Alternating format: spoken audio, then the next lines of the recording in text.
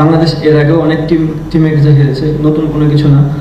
যদি হেরেও যাই, হেরে যেতেই পারি। অঝোর ধারায় বৃষ্টি, এমন আবহাওয়ায় পারফেক্ট ডিশ ইলিশ খিচুড়ি। এরপর লম্বা ঘুম হলে মন্দ কি, কিন্তু ক্রিকেটারদের সেই সুযোগটা মিলেনি। ঘুম বাদ দিয়ে ঝুম বৃষ্টির মাঝেও টাইগাররা মাঠে এসেছিল, সবুজ গালিচায় পাও রেখেছিল, কিন্তু প্র্যাকটিস না করেই ফিরতে হলো। হোটেল থেকে মাঠে আসা পুরোটাই পণ্ডশ্রম। লিটনদের প্রস্তুতিতে কি একটু ঘাটতি থেকে গেল? ওয়েদারের সাথে আমি কি ঘাটতি করবো বলেন, উপরওয়ালা যেটা দিচ্ছে সেটা নিয়ে সন্তুষ্ট। বৃষ্টিতে এদিন অনুশীলন করা না গেলেও এশিয়া কাপের আগে যে প্রস্তুতিটা নিয়েছে টাইগাররা, লিটন বলছেন সেটা নাকি সময়ের সেরা। আপনি এত ভালো ফ্যাসিলিটি সহকারে প্রিপারেশন খুব কমই পাওয়া যায়। আমার মনে হয় বাংলাদেশ টিম লাস্ট যে ব্রেক ছিল, ব্রেকের পর থেকে খুব ভালো প্রিপারেশন আছে। ঝুম বৃষ্টিতে টাইগারদের প্র্যাকটিস সেশনটা পণ্ড। সবাই যে যার মতো চলে গেছেন হোটেলে, কিন্তু একজন শুধুমাত্র ব্যতিক্রম, তাওহিদ হৃদয়। এই বৃষ্টির মাঝেও নিজের ব্যাটটাকে শান দিয়েছেন ইনডোরে। নেদারল্যান্ডসের বিপক্ষে সিরিজে এশিয়া কাপের প্রস্তুতিটা ঠিকঠাকভাবে নিতে চান তাওহিদ হৃদয়। ঠিক বড় মঞ্চের আগে ছোট দলের সঙ্গে খেলা, একটা সংখ্যা কিন্তু থেকেই যায়।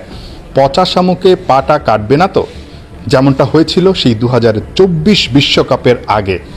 ইউএসএতে হিউস্টনে বাংলাদেশ দল ইউএসের বিপক্ষে সিরিজটা হেরে গিয়েছিল এবং বাংলাদেশের আত্মবিশ্বাসটা একেবারেই তলানিতে ঠেকে গিয়েছিল।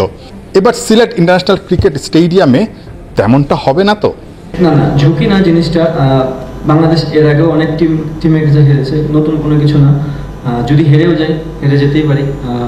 দুইটা দলই খেলতে এসেছে, একটা টিম জিতবে, একটা টিম হারবে। বাট আমরা কতটা ক্রিকেট ভালো খেলতে পারতেছি এটা হচ্ছে দেখার বিষয় না। নেদারল্যান্ডসের বিপক্ষে সিরিজ এশিয়া কাপের আগে টাইগারদের প্রস্তুতির সেরা মঞ্চ, যেখানে সবচেয়ে বেশি ফোকাস থাকবে ব্যাটারদের দিকে। নজর থাকবে জুলিয়ান উড ব্যাটারদের পাওয়ার হিটিংয়ে কতটা উন্নতি করতে পারলো।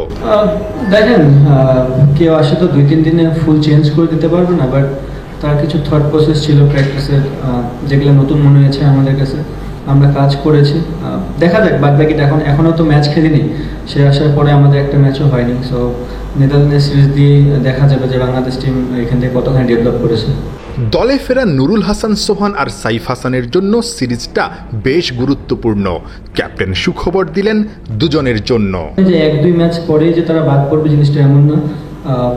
টি-20 ফরম্যাট যে কোনো সময় আপনার এগ্রেসিভ ক্রিকেট খেলার জন্য আপনি আউট হয়ে যেতে পারেন।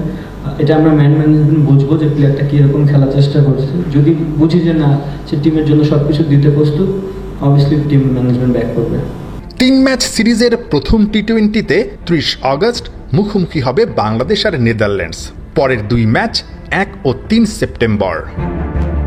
নাহিয়ান বিন জসিম, 71, সিলেট।